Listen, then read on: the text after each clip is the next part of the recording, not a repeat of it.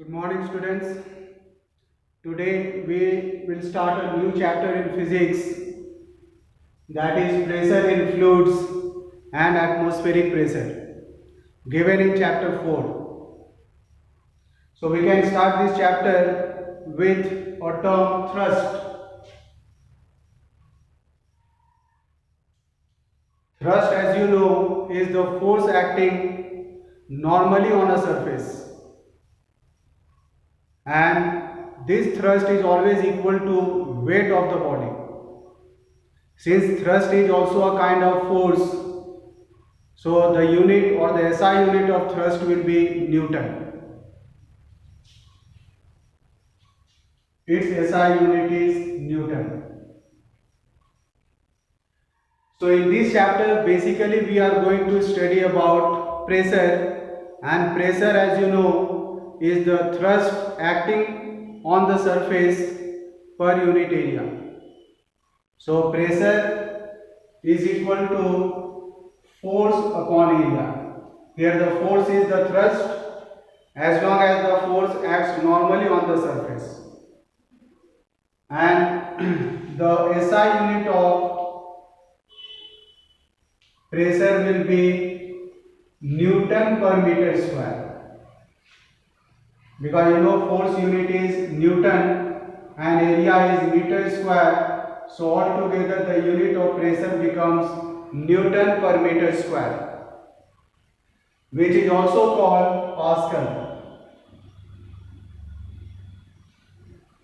So 1 Pascal can be equal to 1 Newton per meter square. Now from this expression we can also get the definition of 1 Pascal. So 1 Pascal can be defined as the pressure exerted on the surface of area 1 meter square by the force of 1 Newton. It means to say that when we apply a force of 1 Newton on a surface of 1 meter square, then 1 Pascal of pressure is exerted on it. And if you see this relation, you find that pressure depends on force and the area of the surface. So accordingly we can increase or decrease the pressure by changing the area. That is, if you increase the area, the pressure exerted on it will decrease, and if you decrease the area, pressure exerted on it will increase.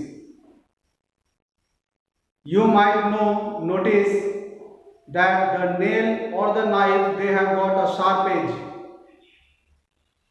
The reason is that the sharp edge has got a very small area, so the thrust applied on the nail will exert more pressure on the wall. Same is the case with the knife, which has got a very sharp edge, means it has got a very less area, so the thrust exerted will cause more pressure on the knife, which will be easy for cutting purposes. Same is the case, we can decrease the pressure. You might have seen that the wooden sleepers are given in the railway tracks. These wooden sleepers are larger in area, so the pressure exerted on the track will be less.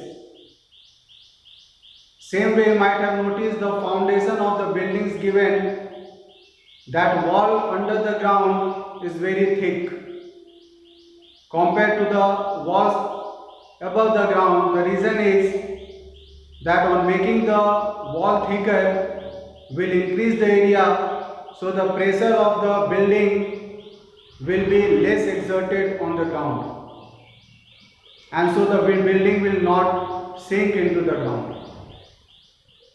So this is the pressure exerted due to the solid. You know that pressure is also exerted due to the fluids, that is pressure exerted due to water and also due to gas. So let us see next the pressure exerted due to the fluids.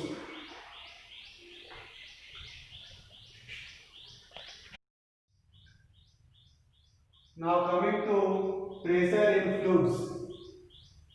That is pressure exerted due to liquid due to the weight of the liquid column is the pressure in fluids. Now it is given by P is equal to rho GH. This symbol is rho, RHO, which is nothing but density of liquid. H is the depth and G is acceleration due to gravity. It means to say that when any object is placed inside the liquid, this object will experience some pressure due to the weight of the liquid above it. It is this weight of the liquid that will exert some pressure on this object, and this is called weight of liquid column. Now, as we increase the depth of the object, the pressure will also increase. If suppose the same object is taken to this depth, where you can see the depth is more than the first case, we can say that this object will have now more pressure than the first one. And the pressure exerted on this object is given by P is equal to rho GH. So pressure exerted in the fluid depends on density of the liquid, acceleration due to liquid gravity, and H is the depth from the free surface. We will always calculate the depth from this free surface. Now we are going to derive this expression, which is P is equal to rho GH. Let us see how it can be done.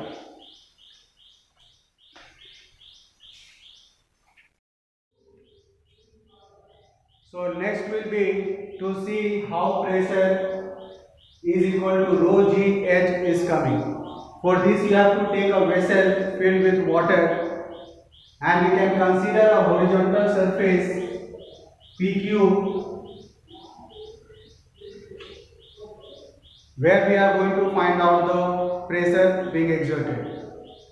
Now we know that pressure on this surface PQ will be due to the weight of the liquid column. So we can mark the portion of water that is just above this surface PQ, which will be causing some weight on the surface PQ. So now we can consider this as the PQRS will now become the liquid column which is above the surface PQ. Now we can say that this surface PQ has got an area A,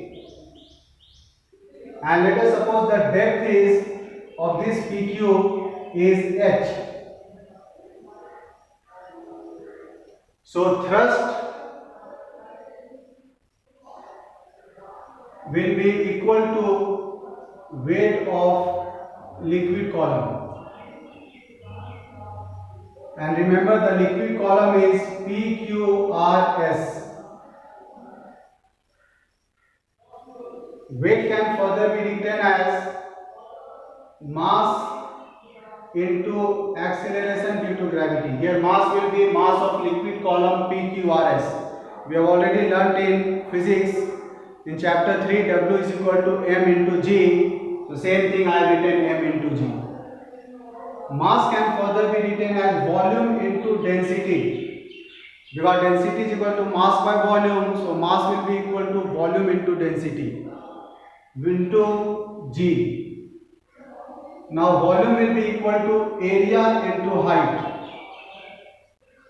Let us see how this can be written. We know volume is equal to length into breadth into height, and length into breadth is area. So we got volume is equal to area into height. So in place of volume I have written area into height into rho into g. This we have got the thrust. Now we know pressure is equal to thrust by area. So thrust we have already got as